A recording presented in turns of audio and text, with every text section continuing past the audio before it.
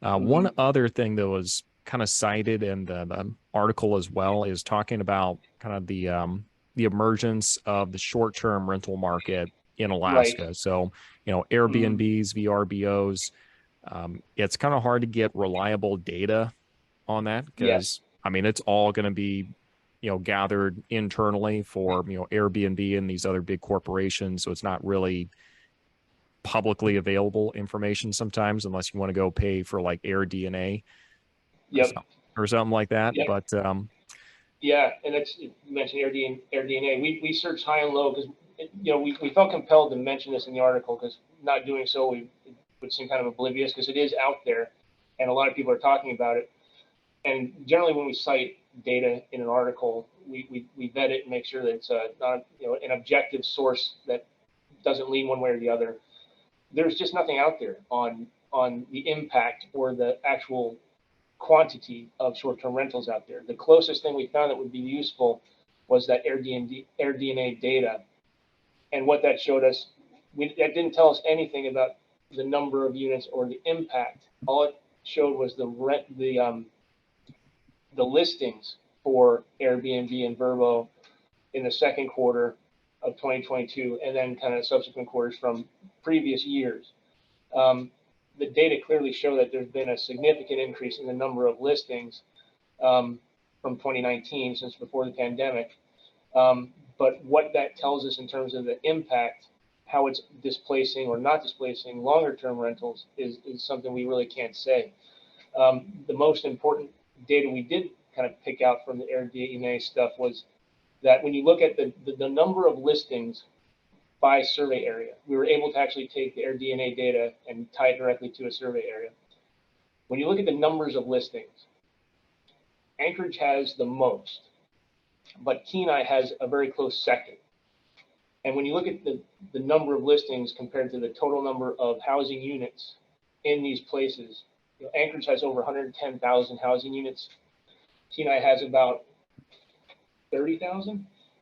So in terms of the percentage, I think it's probably the most important thing that I take away from this is that the Kenai Peninsula borough is probably the kind of the hotbed right now, I think, of the Airbnb Verbo market, which kind of makes sense when you think about it, because if you are a tourist and you want a real lasting experience, easy to get to Anchorage to get a car and then travel to Peninsula, and there's so much to see down there. So like that, I think is probably appealing to a lot of kind of do-it-yourself sort of travelers.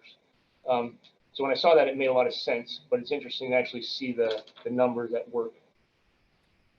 yeah, no, that's huge for the Kenai Peninsula, and I'm glad that you guys highlighted that because, I mean, I've done research for Airbnbs down on the Kenai Peninsula, and the thing is, most of the homeowners down there, the houses that they own are actually secondary homes. So, Right. it makes a lot of sense that they would just convert it over to Airbnb and use it for Mm-hmm. that. I don't know how many of them are going to stick with it because Yeah.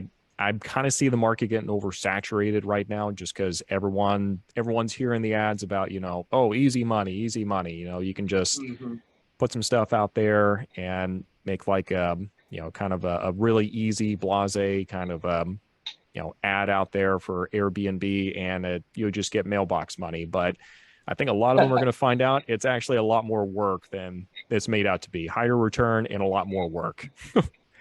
I think you're absolutely right, and I think that the next thing on the horizon, as it does get more attention, certain communities are going to start, kind of looking at the potential tax revenue from these things.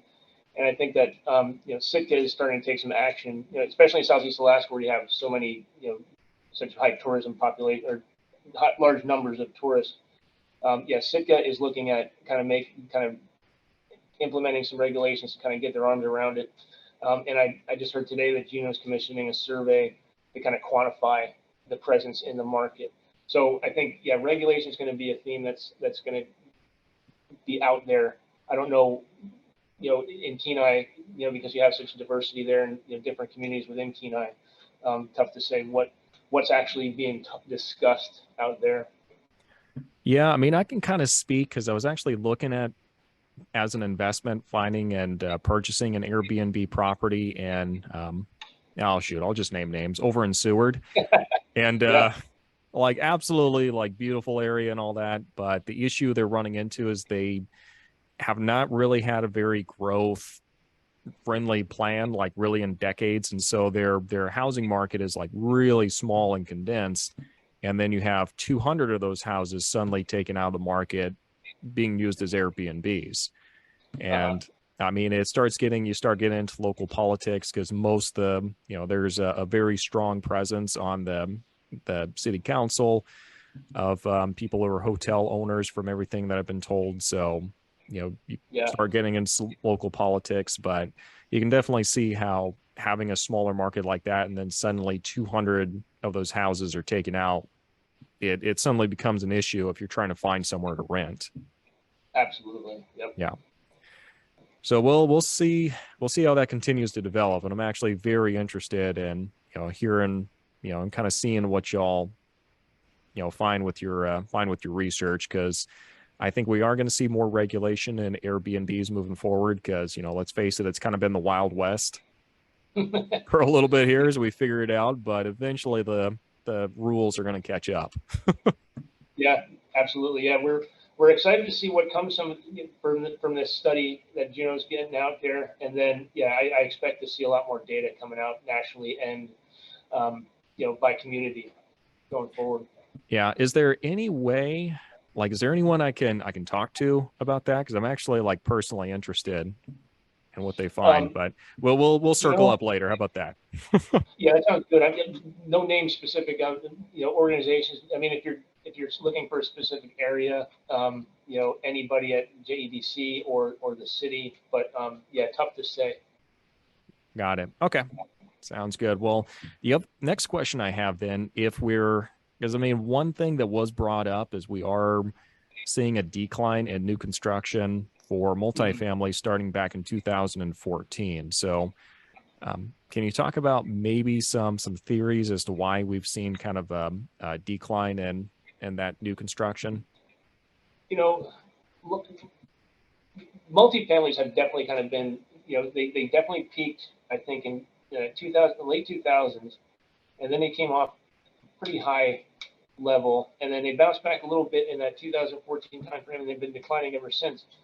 Um, I'm not sure what's driving, that long-term trend. It's hard to say, but I think, um, lately construction has been constrained by, supply chain issues, labor shortages, any number of things that are kind of affecting the rest of the country are happening here as well.